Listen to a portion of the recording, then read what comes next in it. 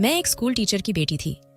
मुझे आज तक किसी लड़के ने छुआ तक नहीं था, लेकिन शादी की पहली ही रात मेरे पति ने मुझ पर बदचलन होने का इल्जाम लगा दिया। इसे साबित करने के लिए उसने मेरा अल्ट्रासाउंड तक करवाया। रिपोर्ट में पता चला कि मैं 4 महीने की गर्भवती हूँ। उसने तुरंत मुझे तलाक दे दिया और मायके छोड़ आया। मैं रोती हुई अपने पिता के घर पहुंची। रात के 2 बजे मुझे अपने बिस्तर पर कुछ गीला महसूस हुआ। जब मैंने चादर हटाई तो मेरी आंखें हैरानी से खुल गईं। मैं एक अच्छे परिवार से थी, जहां सबको बहुत सम्मान मिलता था। मोहल्ले में हमारे घर को भी इज्जत की नजर से देखा जाता था। लोग पापा की ईमानदारी और नेकदिली की चर्चा करते थे, लेकिन जब भी पापा की तारीफ होती, मेरी मौसी के चेहरे पर शिकन आ जाती। वह मुंह से तो कुछ नहीं कहती, लेकिन हमेशा ना में सिर हिलाती रहती। जब तारीफ करने वाला चला जाता तो मौसी कहती, इंसान का व्यवहार कितना भी अच्छा हो, भगवान उसकी नीयत को जानते हैं। मैं उनकी बात पर बस सिर हिला देती तो वह चुप हो जाती, मगर उनकी आंखों में एक गहरी उदासी दिखती थी, जैसे वह मुझसे कुछ कहना चाहती हो पर कह नहीं पाती। शुरू में मैं जिद करती कि वह मुझे बताएं कि उनके दिल में क्या चल रहा है, लेकिन जब उन्होंने बताने से मना कर दिया तो मैं भी चुप रहने लगी। अब तो मैं उनसे कुछ पूछती ही नहीं थी, क्योंकि लगता था कि वह कभी अपनी बात नहीं बताएंगी। सालों में मैंने बस एक बात महसूस की, मेरी मौसी पापा को बिल्कुल पसंद नहीं करती थी।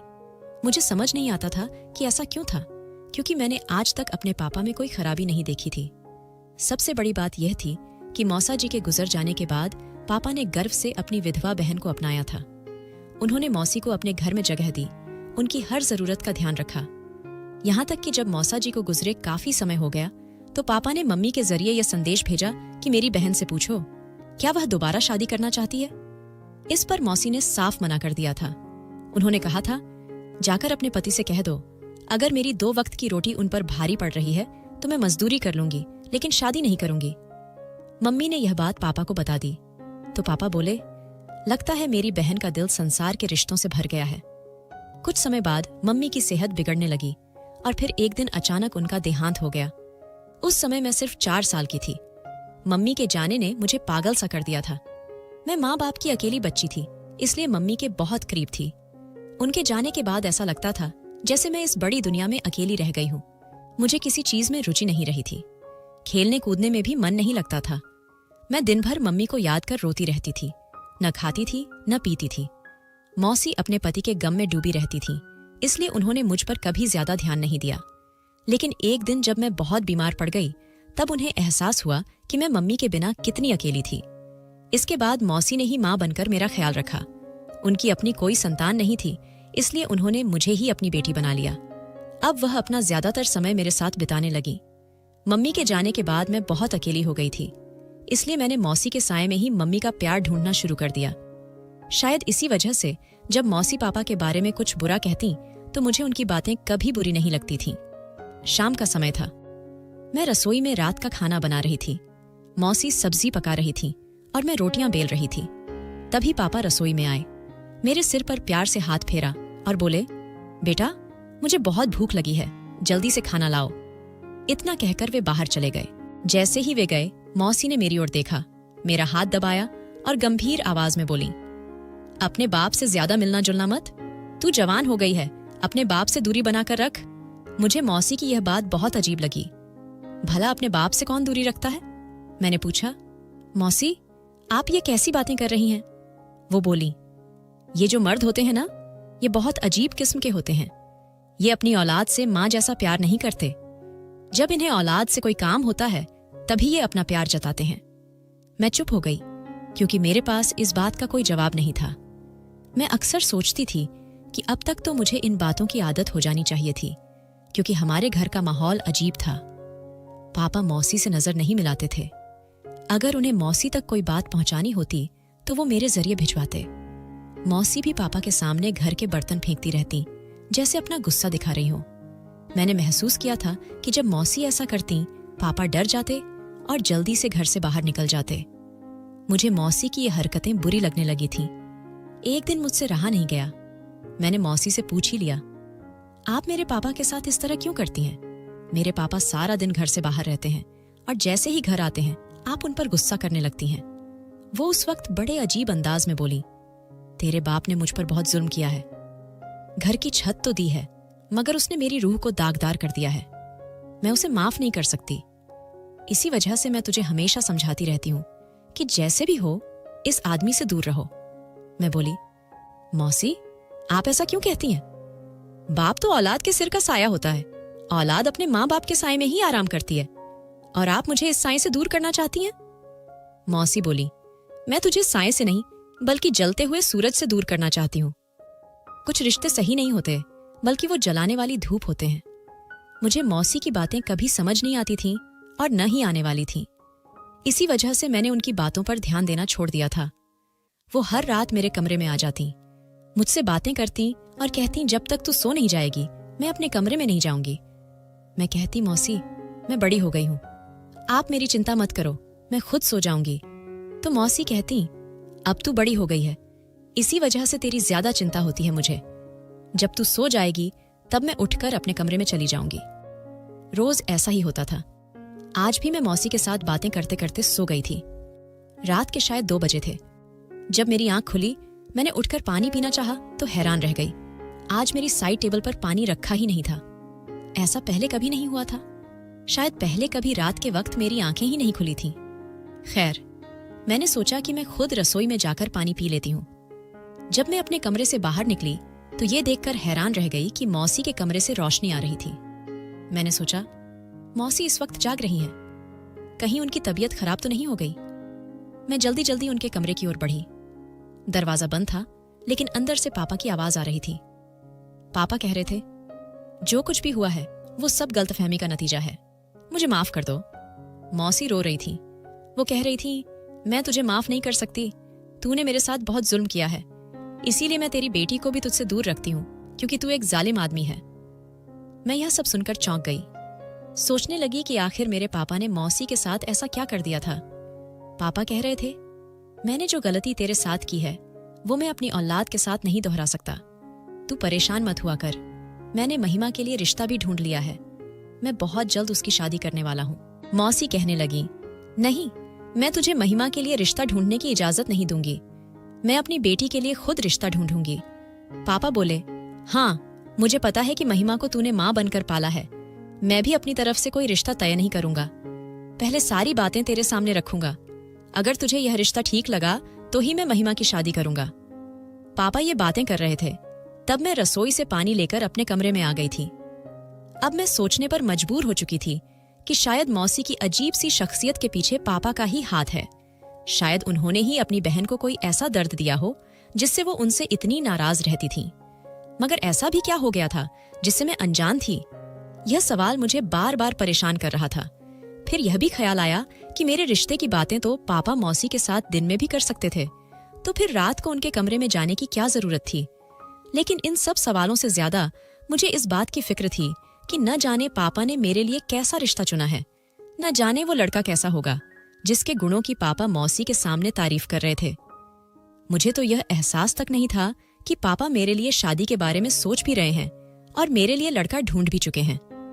यही सब सोचते सोचते मैं सो गई, क्योंकि मैं सुबह जल्दी उठने की आदी थी। रात भर मैं गहरी नींद में सोई रहती थी, शायद करवट भी नहीं बदलती थी।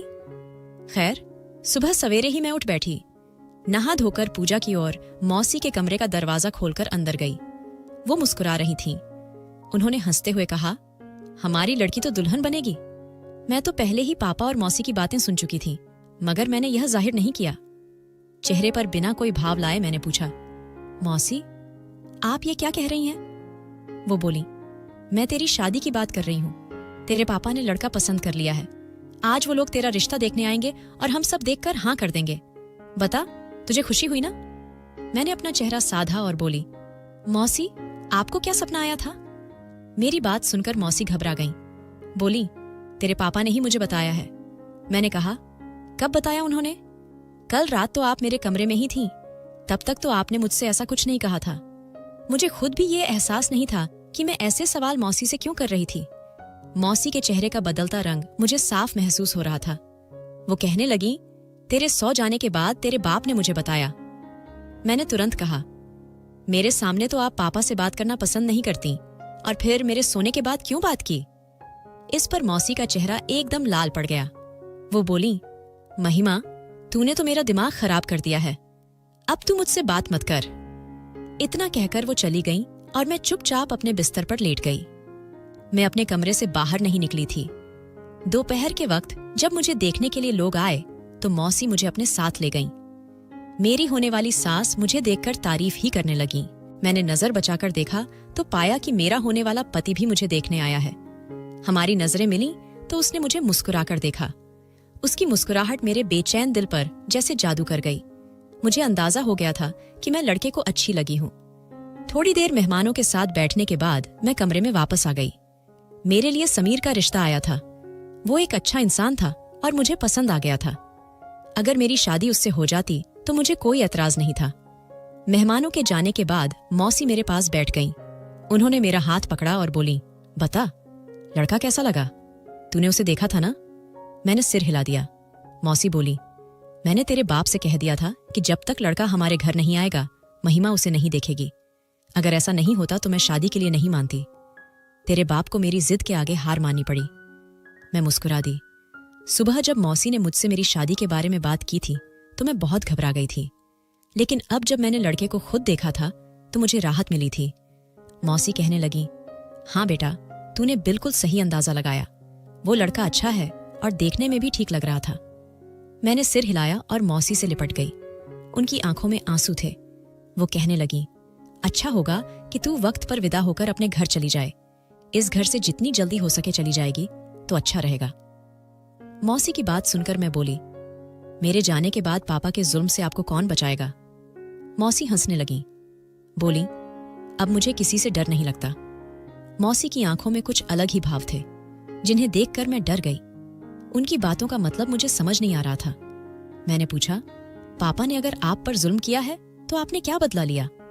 मौसी बोली, तू इन सब बातों में मत पड़। मैं खुद इतनी मजबूत हूं कि अपना बदला ले सकती हूं। तू अपनी शादी पर ध्यान दे और अपनी खुशियां मना। मैं मुस्कुरा दी। मैंने भी तय कर लिया था कि शादी के बाद पहली बार घर आने पर मौसी से उनकी जिंदगी का हर राज जानूंगी। लड़के वालों ने 1 हफ्ते में शादी की तारीख तय करने को कहा। मैं सोच रही थी कि इतनी जल्दी क्यों कर रहे हैं, मगर मौसी बहुत खुश थी। महिमा, लड़का बहुत अच्छा है, उसके घर वाले बहुत अच्छे हैं। जितनी जल्दी हो सके तू विदा होकर उनके घर चली जा। कहीं ऐसा न हो कि रिश्ता किसी रुकावट में पड़ जाए। मैं उनकी बातें सुनकर हैरान हो जाती और पूछती, मेरे रिश्ते में कोई रुकावट क्यों होगी? उन्होंने तो मुझे अपनी मर्जी से पसंद किया है। मैंने कोई जोर जबरदस्ती नहीं की। मौसी कहती, तू नहीं जानती, कभी कभी किस्मत खेल खेल जाती है। मैं उनकी बातें समझ नहीं पाती थी। मुझे कहाँ पता था कि मेरी किस्मत मेरे लिए नया खेल रच रही है। खैर, हम ज्यादा अमीर नहीं थे। मेरे पापा एक स्कूल टीचर थे और हमारी रोजी रोटी का ही इंतजाम था। मौसी ने अपनी शादी के गहने तोहफे में दे दिए थे और कुछ बेचकर मेरे लिए सामान खरीद लिया था। हमारी तरफ से शादी बहुत सादगी से हुई, लेकिन लड़के वालों ने धूमधाम से शादी करने का फैसला किया था।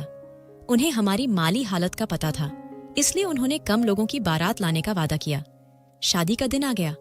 मैंने अपनी सहेली से लहंगा उधार लिया और पहन लिया। मैं बहुत सुंदर लग रही थी, नाजुक, पतली और बेहद गोरी। मुझे खुशी थी कि मेरी जिंदगी बदलने वाली है। फेरे होने के बाद विदाई का वक्त आया तो मैं मौसी से लिपटकर रो पड़ी। उस वक्त मुझे मम्मी की बहुत याद आ रही थी। पापा ने मेरे सिर पर हाथ रखा और बोले, बेटा, रोने की जरूरत नहीं, अपनी नई जिंदगी के लिए दुआ करो, भगवान सब ठीक करेगा। मैं गाड़ी में बैठ गई। मेरे पति मेरे पास बैठ गए। मेरी आंखों से आंसू गिर रहे थे तो उन्होंने मेरा हाथ पकड़ लिया। मेरे दिल की धड़कन तेज हो गई। उन्होंने कहा, हमेशा मेरी बनकर रहना, मैं उम्र भर तुम्हारा साथ दूंगा, तुम्हारी आंखों में कभी आंसू नहीं आने दूंगा। मैं बहुत घबरा रही थी, इसलिए मेरे पति मुझे दिलासा देने लगे। उन्होंने कहा, तुमसे पहले भी मैंने कई लड़कियों की तस्वीरें देखी थीं, लेकिन मुझे उनमें कोई दिलचस्पी नहीं थी। मगर जब मैंने तुम्हें देखा तो मैंने तय कर लिया कि तुम ही मेरी बीवी बनोगी, तुम ही मेरे घर की मालकिन बनोगी। उनकी बातें सुनकर मेरा दिल बहुत राहत महसूस करने लगा। हमारा अजनबापन कुछ ही पलों में खत्म हो गया। मैं अपनी किस्मत पर गर्व कर रही थी कि मुझे इतना अच्छा जीवन साथी मिला है। मुझे लगने लगा कि उसकी संगत में मेरी जिंदगी बहुत खूबसूरत गुजरेगी, लेकिन मुझे कहाँ पता था कि किस्मत पलटने वाली है। जब मैं ससुराल पहुंची तो मेरे पति ने मेरा हाथ पकड़कर मुझे गाड़ी से उतारा। घर में फिर रस्में हुई और उसके बाद मुझे बेडरूम में बैठाया गया। मेरा बेडरूम फूलों से सजा था। थोड़ी देर बाद मेरे पति कमरे में आए। उन्होंने कहा, अब तुम सिर्फ इस कमरे की नहीं, बल्कि पूरे घर की मालकिन हो। तुम जो चाहो कर सकती हो, तुम पर कोई रोक टोक नहीं है। मुझे बस तुमसे वफा चाहिए। मैं चाहता हूं कि तुम सारी जिंदगी मेरे साथ वफादार रहो। फिर वह मेरे पास बैठ गए और कहने लगे, मैं जानता हूं कि मैं तुमसे एक अजीब बात पूछने वाला हूं। किसी भी पति को पहली रात यह सब नहीं पूछना चाहिए, लेकिन मैं चाहता हूं कि आज ही हम एक दूसरे के बारे में सब कुछ जान लें। अगर कभी तुम्हारा कोई दोस्त रहा है तो तुम मुझे बता दो। मैं तुम्हारी हर बात और गलती भूलकर तुम्हारे साथ नई जिंदगी शुरू करना चाहता हूं। मैंने कहा, समीर, मेरी जिंदगी में तुम पहले आदमी हो। तुमसे पहले मैंने कभी किसी आदमी की तरफ नजर उठाकर भी नहीं देखा। बात करना तो बहुत दूर की बात है। मैं उस समय अपने पति से पूरी सच्चाई कह रही थी। मैंने कभी किसी आदमी से दोस्ती करने के बारे में सोचा भी नहीं था, मगर मुझे यह एहसास था कि अगर मुझसे अतीत में कोई गलती हो गई, कोई पाप हो गया, तो मैं इसके बारे में कभी अपने पति को नहीं बताऊंगी, क्योंकि मुझे बहुत पहले समझा दिया गया था। मौसी कहती थी, अगर औरत अपनी शादी से पहले की जिंदगी में कोई गलती कर बैठी है तो यह उसका और भगवान का मामला है। कभी अपने पाप के बारे में पति को नहीं बताना चाहिए। वह प्यार और भरोसे से तुम्हारे दिल की बात जान लेता है और फिर उम्र भर तुम्हें दोष देते हुए मारता रहता है। कभी आदमी के प्यार के जाल में फंसकर अपनी गलती मत बताना। हमारा जो पाप है वह हमारा और भगवान का है। इसके बारे में पति को कुछ पता नहीं होना चाहिए। मेरा पति मुस्कुरा दिया। वह कहने लगा, हाँ महिमा, मैं जानता हूं कि तुम एक टीचर की बेटी हो। तुम कभी गलती नहीं कर सकती। तुमसे शादी करने की यही वजह है कि तुम्हारा अतीत साफ है। मैं मुस्कुराई। मेरा पति मुझे प्यार भरी नजरों से देख रहा था। फिर वह कहने लगा, महिमा, तुम कपड़े बदल कर आ जाओ। हम दोनों बैठकर बातें करेंगे, एक दूसरे की पसंद नापसंद के बारे में जानेंगे। हम अपनी जिंदगी के सबसे अच्छे दिन एक दूसरे के साथ बिताएंगे। समीर की बातें सुनकर मेरी आंखें चमक उठीं। ऐसा लग रहा था कि मुझे जिंदगी की सारी खुशियां हाथ में थमा दी गई हैं। मैं जल्दी से आराम के कपड़े पहनकर आ गई। समीर मेरी तरफ मुस्कुराकर देख रहा था। उसने कहा, तुमने तो लाल रंग के कपड़े पहन लिए हैं। इसका मतलब है कि तुम्हें तेज रंग पसंद है। मैंने सिर हिलाकर ना कहा। वैसे तो मुझे लाल की जगह नीला रंग अच्छा लगता है, मगर मौसी ने कहा था कि शादी के शुरू के दिनों में लाल रंग पहनना नवविवाहिता के लिए खुशियां लाता है। समीर ने कहा, महिमा, मैं चाहता हूं कि तुम्हारी जिंदगी मेरे साथ खुशियों से भरी रहे। मैंने कहा, समीर, मुझे तुमसे प्यार, मोहब्बत और इज्जत चाहिए। समीर मेरे साथ बातें करते हुए मुस्कुरा रहा था, मगर मैंने अचानक उसके चेहरे से मुस्कान गायब होते देखी। उसका चेहरा पीला पड़ गया था। उसे इस तरह परेशान देखकर मुझे ऐसा लगा जैसे मैं सांस नहीं ले पा रही हूं। मुझे किसी बुरी घटना का एहसास बहुत जोर से हुआ। मैं बिल्कुल चुप रही और गहरी नजरों से उसके चेहरे को पढ़ने लगी। अब वह न जाने मुझ पर क्या आफत लाने वाला था, न जाने वह मुझे क्या बताने वाला था। समीर धीरे धीरे बोलना शुरू करता है। वह कहता है, तुम बहुत पतली हो, क्या तुम्हारा खाना पीना बहुत कम है? उसकी बात सुनकर मैं घबरा गई। मुझे लगा कि शायद मेरे पति को मोटी लड़कियां पसंद हैं। तो मैंने कहा, हाँ, मैं ज्यादा कुछ नहीं खा पाती, लेकिन चिंता मत करो। अगर तुम्हें मोटी लड़कियां पसंद हैं तो मैं अपनी खुराक बढ़ा लूंगी और कुछ दिनों में मोटी हो जाऊंगी। मुझ पर खाना जल्दी असर करता है। समीर कहने लगा, अगर यही बात है तो फिर तुम अपनी शादी के वक्त इतनी कमजोर क्यों हो? मैं डरती हुई और इसलिए धीरे धीरे जवाब दे रही थी। मैंने कहा, यह सिर्फ इसलिए है क्योंकि मुझे लगा कि तुम्हें पतली लड़कियां पसंद होंगी, इसलिए मैं डाइट कर रही थी। समीर बोला, अच्छा, तो अपनी डाइट में कामयाब हो गई हो? मैंने कहा, हाँ बिल्कुल। वह बोला, फिर तुम्हारा यह पेट? उसने कुछ इस तरह कहा कि मेरे सामने आसमान घूमने लगा। मैंने कहा, क्या हुआ मेरे पेट को? वह बोला, ये इतना उभरा हुआ क्यों है? तुम तो बहुत स्मार्ट हो, और जो लड़कियां स्मार्ट होती हैं उनका पेट उभरा नहीं होता। तेरे पेट को ये क्या हो गया है? मैंने अपने पेट पर हाथ रखा। वह बिल्कुल पत्थर की तरह सख्त था। मैंने ध्यान दिया कि मैं वाकई बहुत कमजोर थी, लेकिन मेरे पूरे शरीर में जो चीज सबसे साफ दिख रही थी वह मेरा पेट था। मुझे अच्छे से याद है, जब मैंने अपनी सहेली से उसका लहंगा लेकर पहना था तो वह मेरे पेट के हिस्से पर तंग हो रहा था। मैंने उससे कहा था कि ये मुझे फिट नहीं है, थोड़ा टाइट है। मेरी सहेली हंस दी। वह बोली, अच्छा, तो तू शादी की खुशी में मोटी हो गई है, चिंता मत कर। न तो उसने इस तरफ ध्यान दिया था और न ही मेरा ध्यान गया था। अब मैं बहुत डरी हुई थी। मैंने समीर से कहा, चिंता मत करो, मैं एक्सरसाइज करूंगी। मेरी आंखें भर आईं। मैंने कहा, वैसे ये सब क्यों कर रहे हो तुम? वो कहने लगे, तू जानती है ना कि मैं डॉक्टर हूं, मैं चेहरे देखकर ही बीमारी पकड़ लेता हूं। मैंने कहा, तो फिर क्या दिक्कत है? क्या मुझे कोई बीमारी हो गई है?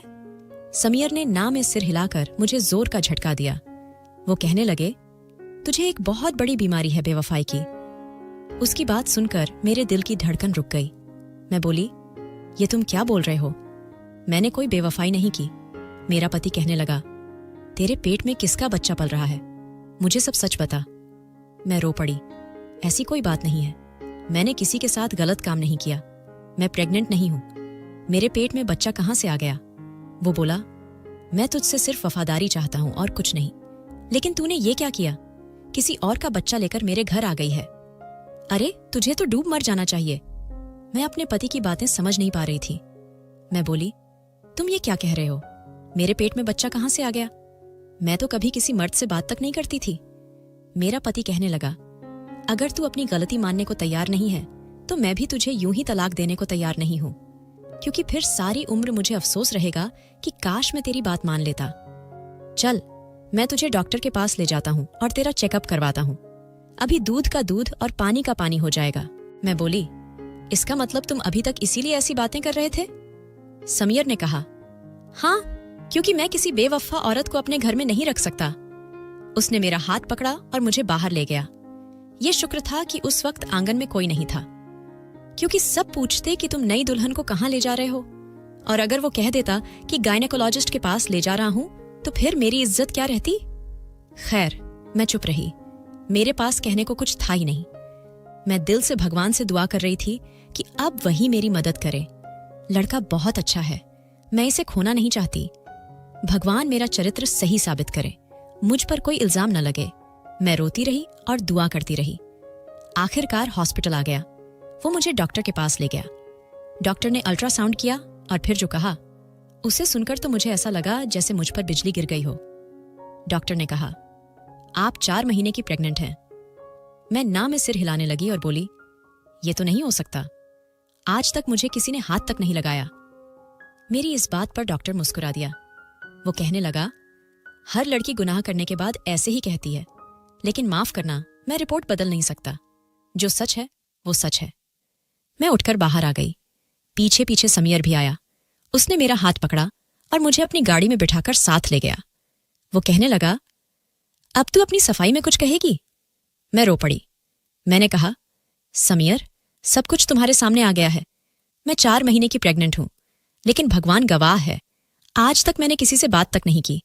मुझसे मिलना तो बहुत दूर की बात है। मुझे नहीं पता ये बच्चा किसका है और कहां से आया है। समीर मेरी आंखों में आंखें डालकर कहने लगा, तो फिर अपने आसपास नजर रख। तेरे साथ ये जुल्म किसने किया? तेरे घर में कितने लोग रहते हैं? मैं बोली, हम 3 ही लोग हैं, मैं, मेरे पापा और मौसी। समीर कहने लगा, अपने आसपास ध्यान रखना। इसके बाद उसने मुझे तलाक दे दिया। मैंने उससे कुछ नहीं कहा, क्योंकि शायद मेरी किस्मत में यही लिखा था। वो मुझे मेरे पापा के घर छोड़ गया। मैंने दरवाजे पर नॉक किया। मौसी ने दरवाजा खोला। वो मुझे देखकर चौंक गई और कहने लगी, तू यहां कैसे आ गई? अभी तो रात का 1 बजा है। तू अपना घर छोड़कर यहां कैसे आ गई? नई दुल्हन शादी की पहली रात मायके नहीं आती। मैं बोली, मौसी, मेरे पति ने मुझे तलाक दे दिया है। ये सुनकर मौसी का मुंह खुला रह गया। वो कहने लगी, तू ये क्या बोल रही है? ये कैसे मुमकिन है? उसने तुझे तलाक क्यों दिया? मैं बोली, क्योंकि मेरे पेट में 4 महीने का बच्चा है। मेरी ये बात सुनकर मौसी ने मेरे मुंह पर जोर से थप्पड़ मारा। वो कहने लगी, तूने किसके साथ गलत काम किया? तुझे शर्म नहीं आई? मैं चीख कर रो पड़ी। मैंने कहा, मैंने कुछ गलत नहीं किया मौसी। मुझे ये भी नहीं पता ये बच्चा कहां से आया है। मुझे ये भी नहीं पता ये किसका है। मैंने कोई बुरा काम नहीं किया।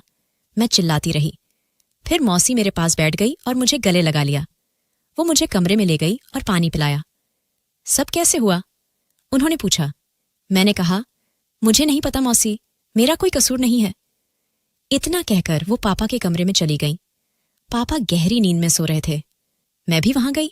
मैंने कहा, पापा उठिए, मेरी बात सुनिए। मगर पापा ने मेरी कोई बात नहीं सुनी। मौसी कहने लगी, बेटा, तुझे पता है ना कि तेरे बाप सारा दिन घर से बाहर रहते हैं, सुबह भी जल्दी उठ जाते हैं और इसीलिए रात भर गहरी नींद में सोते हैं। अब ये सुबह ही उठेंगे, तब तू अपनी बात उनसे बता देना। मासी पूरी रात मेरे साथ बैठकर रोती रही। मैंने उनसे पूछा, मेरा अपराधी कब मेरे सामने आएगा? उन्होंने कहा, तू चिंता मत कर, जिसने तेरे साथ यह सब किया है मैं उसे ढूंढ लूंगी, तू मुझ पर भरोसा रख। सुबह मासी पापा को उठाने के लिए कमरे में गईं। पापा उठते ही मंदिर चले गए, फिर बहुत देर बाद घर लौटे। घर आते ही उन्होंने कहा, क्या बात है? मोहल्ले के लोग बता रहे थे कि रात को हमारे घर से रोने की आवाजें आ रही थीं। कौन रो रहा था? मैं कमरे से बाहर आई और बोली, पापा, मैं रो रही थी। उन्हें देखकर पापा हैरान रह गए। उन्होंने पूछा, क्या हुआ बेटा? मैंने सारी बात उन्हें बता दी। पापा का चेहरा बुरा हो गया। मैंने कहा, इसमें मेरा कोई कसूर नहीं है। मुझे नहीं पता मेरे साथ यह सब किसने किया। पापा चुप रहे। उन्होंने सिर झुका लिया और फिर घर से बाहर चले गए। मैं बहुत परेशान थी। मुझे कोई सुराग हाथ नहीं आया। घर में हम 3 लोग थे, मैं, पापा और मासी। इनमें से किसी पर शक नहीं किया जा सकता था, लेकिन मैंने ठान लिया था कि मैं हर हाल में अपने अपराधी तक पहुंचूंगी।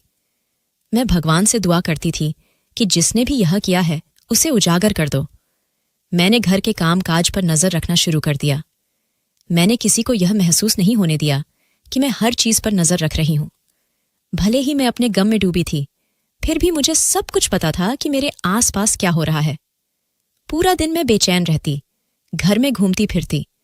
पापा इतने गम में डूबे थे कि वे घर आते ही नहीं थे। रात होती तो मासी मेरे पास आकर सो जाती। वे मुझसे बातें करते हुए कहती, तेरी जिंदगी में सब अच्छा होगा, तू चिंता मत कर, तेरी मुश्किलें खत्म हो जाएंगी, भगवान सब ठीक करेगा। उनकी बातें सुनकर मुझे उम्मीद मिलती और मेरी नींद आ जाती। फिर मैं सुबह 4 बजे ही उठ जाती। मैं सुतने के लिए मजबूर हो गई थी, जैसे मुझ पर कोई मुसीबत आ गई हो। गम का पहाड़ टूट गया था, मगर मेरी रात की नींदें क्यों खराब नहीं हुई? मैं क्यों पूरी रात ऐसे सोती रही? इसका कारण क्या था? मासी के होने से मुझे क्यों नींद आ जाती थी? इसलिए मैंने मासी से कई बार कहा कि वे अपने कमरे में सो जाएं, मगर फिर भी वे मेरे कमरे में आ जाती जब तक मैं सो न जाती। वे बाहर नहीं जाती। इसलिए मैंने तय कर लिया कि इस बार मैं चालाकी करूंगी। मैं मासी के सामने ऐसा दिखाऊंगी कि मैं सो गई हूं, मगर मैं जागती रहूंगी और रात भर हर चीज पर नजर रखूंगी। रात को मासी मेरे कमरे में आई और मुझसे बातें करने लगी। मैंने आंखें बंद कर ली और उन्हें दिखाया कि मैं सो गई हूं।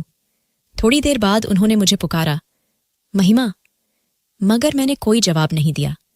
तब वे उठकर बाहर चली गईं। मैं भी अपने बिस्तर से उठकर बैठ गई और कमरे की खिड़की के पास खड़ी हो गई। अभी ज्यादा देर नहीं हुई थी कि मुझे आंगन से किसी के कूदने की आवाज सुनाई दी, जैसे कोई आदमी हमारे घर में घुसा हो। मैं एकदम चौकन्ना हो गई। देखकर मेरी जान ही निकल गई कि हमारे घर में एक जवान लड़का आ गया था। उसने इधर उधर देखा और फिर मासी के कमरे की तरफ चला गया। यह देखकर मेरी सांस रुक गई कि कहीं वह मासी को नुकसान न पहुंचाए। मैं धीरे धीरे वहां पहुंची।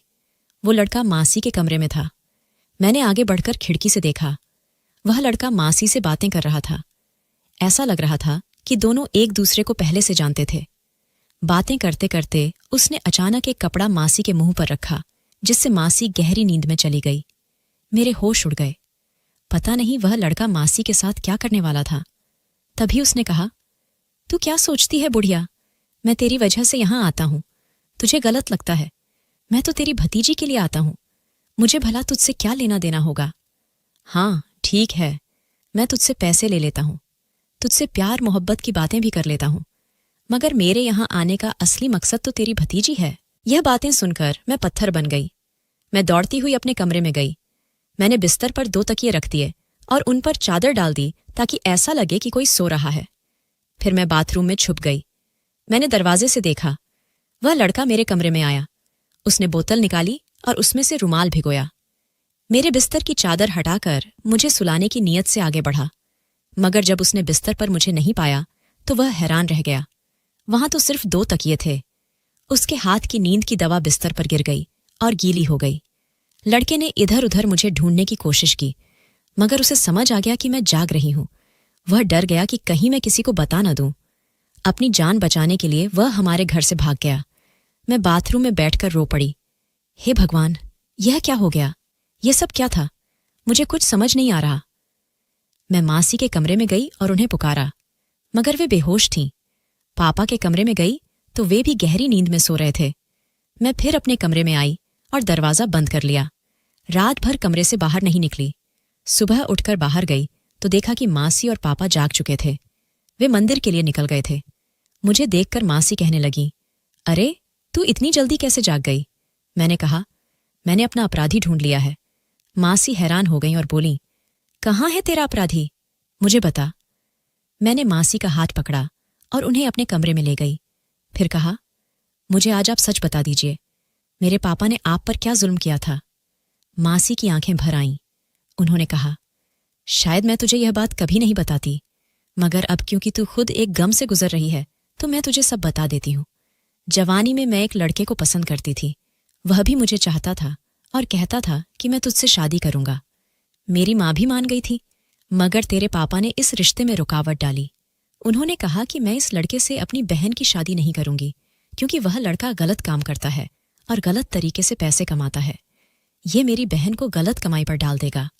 मेरे भाई ने मेरा बाहर का रिश्ता नहीं होने दिया और अपने किसी दोस्त से मेरी शादी कर दी। वह मुझसे 20 साल बड़ा था। मेरा पति अच्छा था, मगर मैं अपनी पहली मोहब्बत को भुला नहीं पाई थी। शादी को कुछ ही समय बीता था कि मेरा पति मर गया। यह सजा मेरे लिए बहुत बड़ी थी। ससुराल वालों ने मुझे अपशकुनी कहकर घर से निकाल दिया। मैं वापस अपने घर आ गई। अब मेरा भाई मुझसे नजरें चुराने लगा। उसे पता था कि यह सब उसकी वजह से हुआ है। अगर वह मेरी पसंद से शादी करवा देता तो मैं आज विधवा न होती, मेरे पास पति होता। भाई मुझसे बात करने से डरता था। उसने अपनी बीवी से कहा, जाकर पूछ मेरी बहन से कि क्या वह दोबारा शादी करना चाहती है या नहीं। मैंने अपने पुराने प्रेमी का नंबर ढूंढा और उससे बात की। उसने कह दिया कि वह अब शादी कर चुका है। मेरी जिंदगी में अब उसकी कोई जगह नहीं है। मैंने भी दूसरी शादी से मना कर दिया। उसी दिन से आज तक मुझे तेरे पापा से नफरत है। मुझे डर लगता था जब वह तुझसे प्यार से बात करता, तेरे नाज उठाता तो मुझे लगता कि वह तेरी शादी किसी बड़े आदमी से कर देगा। तू मना करेगी तो वह तेरी मोहब्बत याद दिलाकर तुझे ब्लैकमेल करेगा। मैंने तुझसे बहुत प्यार किया है बेटा, तेरी हर इच्छा पूरी की है। क्या तू मेरी छोटी सी इच्छा पूरी नहीं कर सकती? यही वजह है कि मैं नहीं चाहती थी कि तू अपने पापा से ज्यादा मिले। बेटियां तो अपने पापा के लिए जान दे देती हैं। तू भी पापा की खुशी के लिए किसी बड़े आदमी से शादी कर लेती और फिर मेरी तरह विधवा हो जाती। इसलिए मैंने तुम दोनों के बीच हमेशा दूरी रखी। जब मैं तेरे पापा की तरफ देखती, मेरा गम ताजा हो जाता। मैं उस पर गुस्सा करती थी। खैर, मैंने ठान लिया था कि मैं उस आदमी से बदला लूंगी। उसने कहा था कि मेरा पति मुझे गलत कमाई खिलाएगा। मैंने भी सोच लिया कि मैं भी एक गलत रिश्ते में बंध जाऊंगी। तुझे यह जानकर आश्चर्य और दुख होगा कि तेरी मासी अपनी उम्र से 10 साल छोटे लड़के के साथ गलत रिश्ते में बंधी हुई थी। मैं रोज तेरे पापा और तुझे खाने में नींद की दवा देती थी। इसी वजह से वे रात भर नहीं जाग पाते थे। ये बातें सुनकर मैं रो पड़ी और बोली, मैं यह सब जान चुकी हूं। कल रात मैं जाग रही थी। मुझे सुलाने के बाद जब आप अपने कमरे में गईं, थोड़ी देर बाद एक लड़का घर में घुसा। वह आपके कमरे में गया। उसने आपको नींद की दवा दी और फिर मेरे कमरे में आया। मैं अपने आप को बांध चुकी थी। उसने मुझे भी नींद की दवा देने की कोशिश की, मगर मैं बच गई। वो आपके कमरे में कह रहा था कि मैं आपकी वजह से नहीं, बल्कि आपकी भतीजी के लिए आता हूं। मुझे प्रेग्नेंट जिसने किया है वह कोई और नहीं, बल्कि वही लड़का है जिसे आप घर बुलाती थीं। आपका गुनाह मेरी जिंदगी का सबसे बड़ा गुनाह बन गया। आपने मुझे उम्र भर रोने पर मजबूर किया। मैं ये बातें करती रही और फिर बेहोश हो गई। मेरी आंखें अस्पताल में खुलीं। मासी ने बताया कि तेरे पेट में जो बच्चा था वह खत्म हो गया है। मासी की बात सुनकर मेरी आंखें भर आईं, क्योंकि मैं इस बच्चे को प्यार नहीं दे पाती। वह मुझे हमेशा मेरी तकलीफ और अतीत की याद दिलाता और मैं उम्र भर उसे देखकर नफरत करती रहती। मासी ने उस लड़के से बदला लेने का सोच लिया। उन्होंने उसे फिर से एक रात घर बुलाया। जब वह आया, उन्होंने पुलिस को फोन किया और कहा, यह चोर है। चोरी के इल्जाम में उसे पकड़वा लिया। इधर मेरे तलाक की खबर पूरे परिवार में फैल गई थी। मुझे डर था कि अब हर कोई मुझ पर इल्जाम लगाएगा, मगर भगवान भला करे समीर का। उसने सबको यही बताया कि मैं अपनी बीवी को तलाक इसलिए दे रहा हूं क्योंकि मुझे कोई और लड़की पसंद थी।